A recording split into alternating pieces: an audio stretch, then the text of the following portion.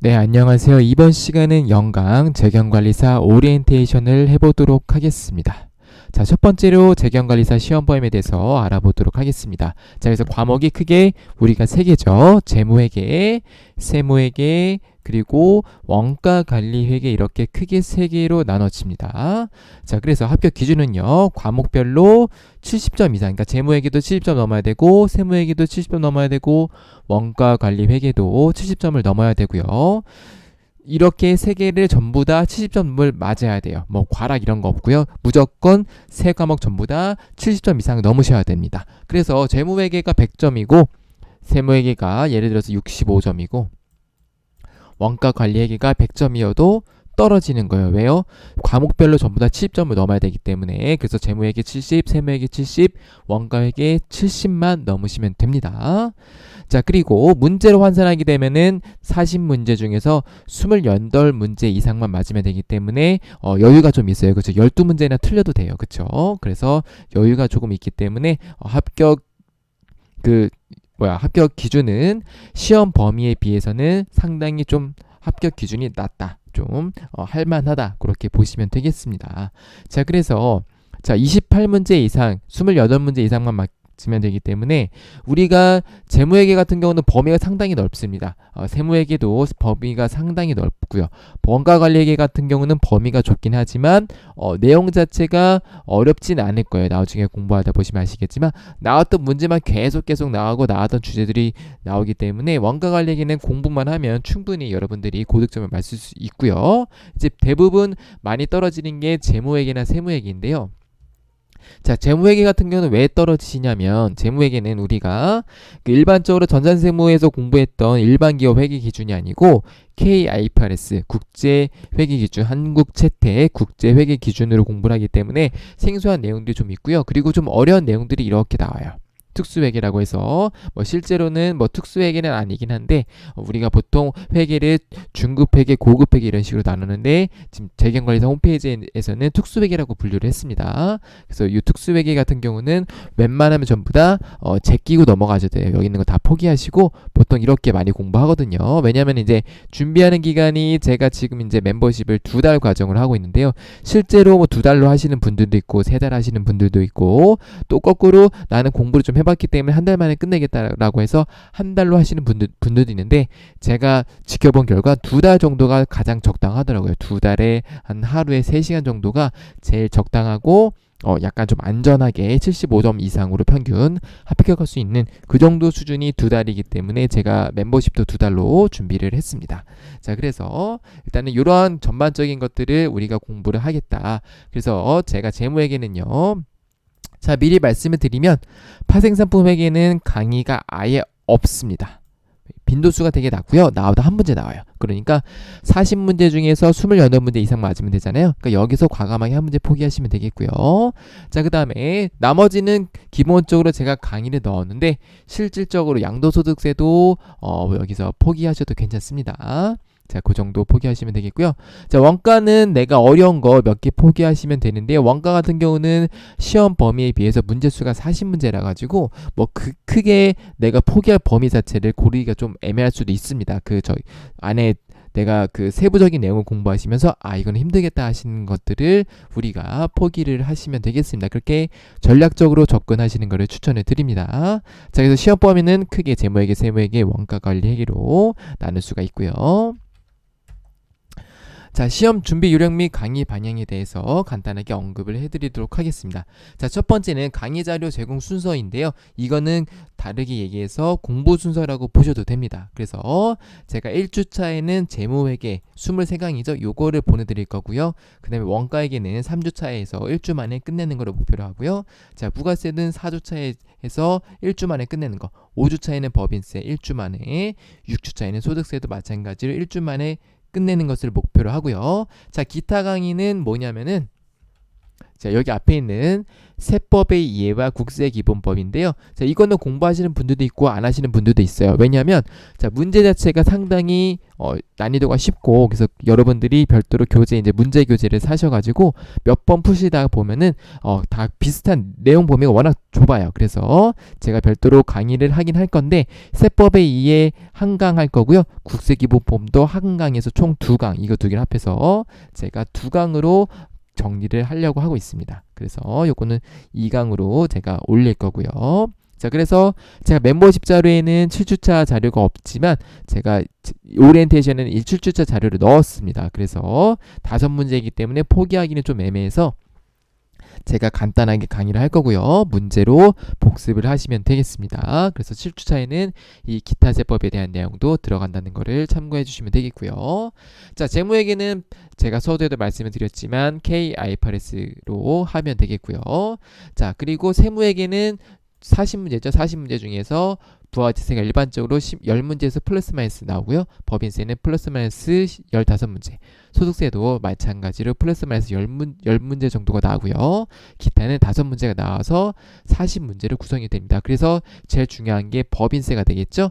그리고 부가세 같은 경우는 내용이 좀 쉽습니다. 그러니까 부가가치세도 깊게 들어가면 되게 내용이 어려운데 우리가 좀 쉽기 때문에 법인세랑 부가가치세에서 최대한 많이 맞는 거를 목표로 하시면 되겠고요. 그 다음에 소득세는 저는 개인적으로 소득세를 좀 싫어합니다.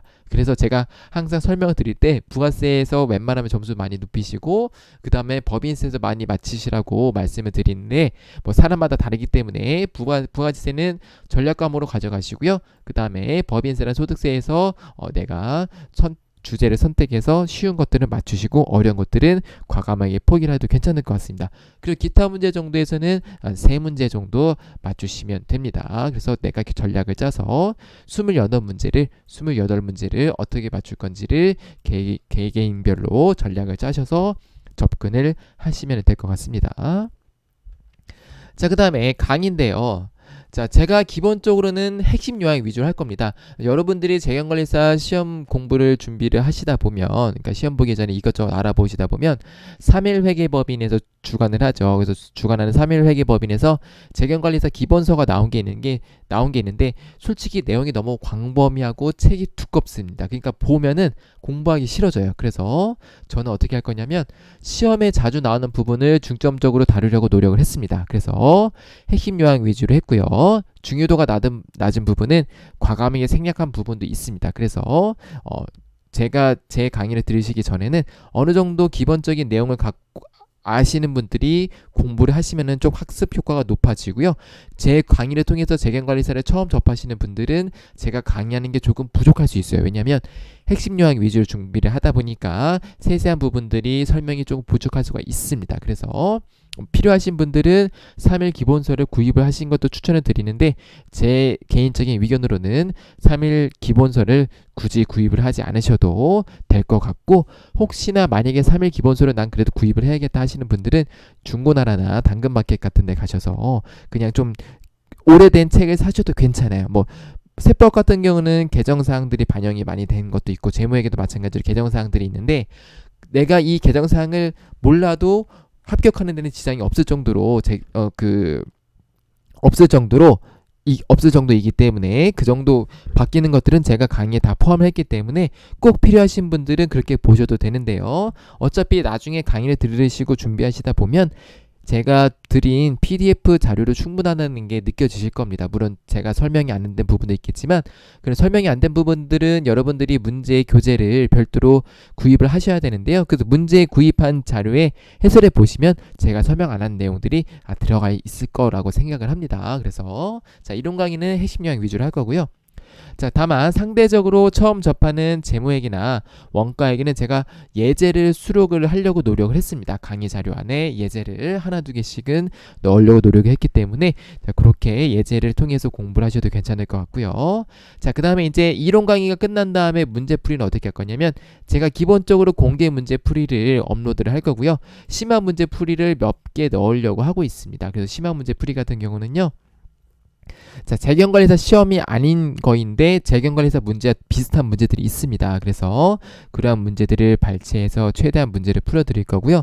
자, 그 전에 공개 문제 풀이를 제가 아직 업로드를 전부 다 하진 못했습니다. 그래서 공개 문제 풀이는 제가 지속적으로 업데이트를 할 거니까 같이 기다려 주시면 좋을 것 같고요. 자, 그 다음에 과정은요, 기본적으로 2달 8주 과정입니다. 그래서 기본 강의는 6주차까지 제공을 하고요. 7주차에는 기타 제법 자료를 제공을 해드리도록 하겠습니다. 자, 그리고 멤버십을 수강하시는 분들은 참고적으로 재생 목록은요. 자, 이론 강의는 멤버십 재경관리사 이론 강의라는 재생 목록이 있습니다. 여기를 참고하시면 되겠고요. 자, 문제풀이는 재경관리사 공개 문제풀이라고 제가 별도로 재생 목록을 만들어 놨으니까 이 재생 목록은 제 유튜브 채널에 들어오셔서 재생 목록을 누르시면 이 재생 목록 중에서 이론 강의나 문제풀이를 각각 확인하셔서 참고를 하시면 될 것 같습니다. 자, 그리고 공부 유령입니다. 추천 공부 방법은요. 첫 번째로는 제가 PDF 제공한 강의 자료를 한번 쭉 읽어보신 다음에 유튜브로 수강을 진행하시면 되겠고요.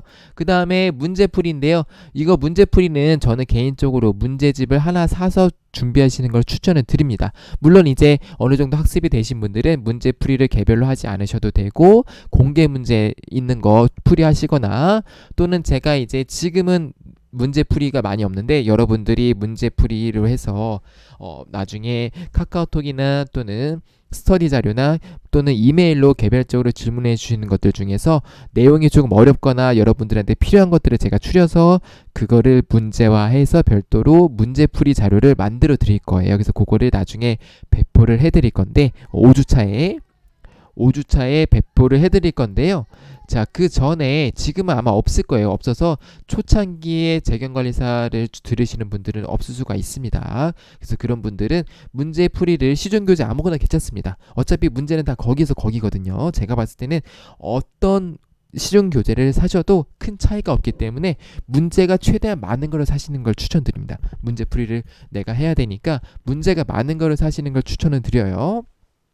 자, 그래서 수강을 진행한 다음에 그 수강에 해당하는 문제풀이를 하시면 되겠고요. 그 다음에 복습을 반드시 해주시면 될 것 같습니다. 그래서 한 강 들을 때마다 이 순서대로 진행하시면 됩니다. 이게 가장 학습 효과가 좋을 겁니다. 그래서 이렇게 진행하시면 되겠고요. 자, 그 다음에 선택과 집중이라고 제가 카테고리를 달아봤는데요. 자, 최근 재경관리사 출제 경향이 문제은행에서 탈피하고 있어요. 제가 재경관리사 강의를 시작한 이유입니다. 여러분들이 선생님 재경관리사 요새 출제 경향이 이상한데 강의를 올려주시면 안 되겠느냐라고 많은 분들이 건의를 해주셔서 제가 재경관리사를 시작을 하게 됐는데요. 자, 문제은행에서 요새 탈피를 하고 있습니다. 그래서 전반적인 학습이 중요합니다. 내가 이 전반적으로 내용을 알고 있어야 돼요. 과거에는 내가 내용을 몰라도 문제의 답만 알면 솔직히 합격할 수 있을 정도로 그냥 복사해서 찍어냈거든요. 근데 이제 그렇게 하기에는 조금 그렇죠. 문제은행에서 탈피 예를 들어서 커말이나 워드 같은 경우는 실기가 있잖아요. 그렇죠? 그러니까 실기에서 걸러진단 말이에요.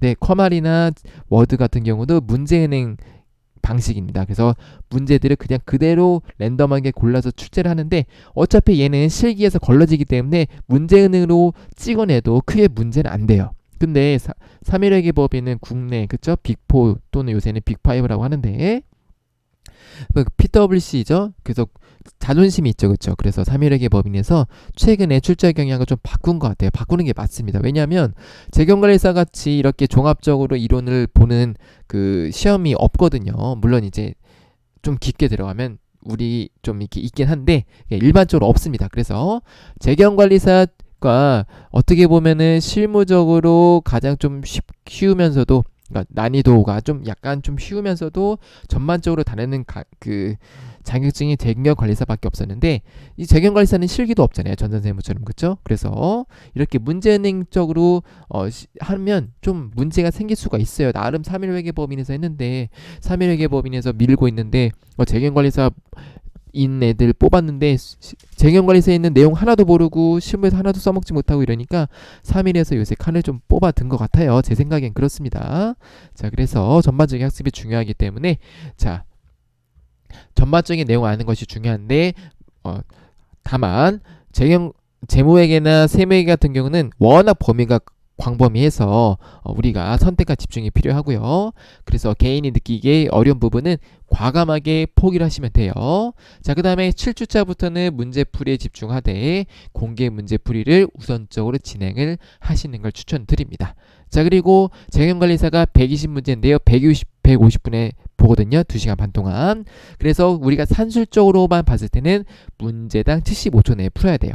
그래서 제가 권해드리는 방법은, 자, 말문제는 30초, 간단한 계산 문제는 70초 이내에 풀 수 있도록 연습을 하시는 게 좋습니다. 그러니까 말문제는 한 번 읽으면 읽자마자 답을 찍어야 돼요. 2번 이상 읽으면 안 돼요. 무조건 한 번 읽고 문제 찍으시면 되겠고요. 계산 문제는 어려운 것도 있고 쉬운 것도 있어요. 어려운 것들은 내가 나중에 체크해냈다가 나중에 푸셔야 되고요. 간단한 계산 문제 같은 경우는 70초 이내에 풀 수 있도록 여러분들이 나중에는 연습을 해주시면 되겠고요. 자, 연습 시에는 제한 시간을 우리가 150분이지만 실제로는 130분으로 설정해서 연습을 하시는 것을 추천을 드립니다. 왜 그러냐면, 자, 시험 현장에 긴장감이 있고요.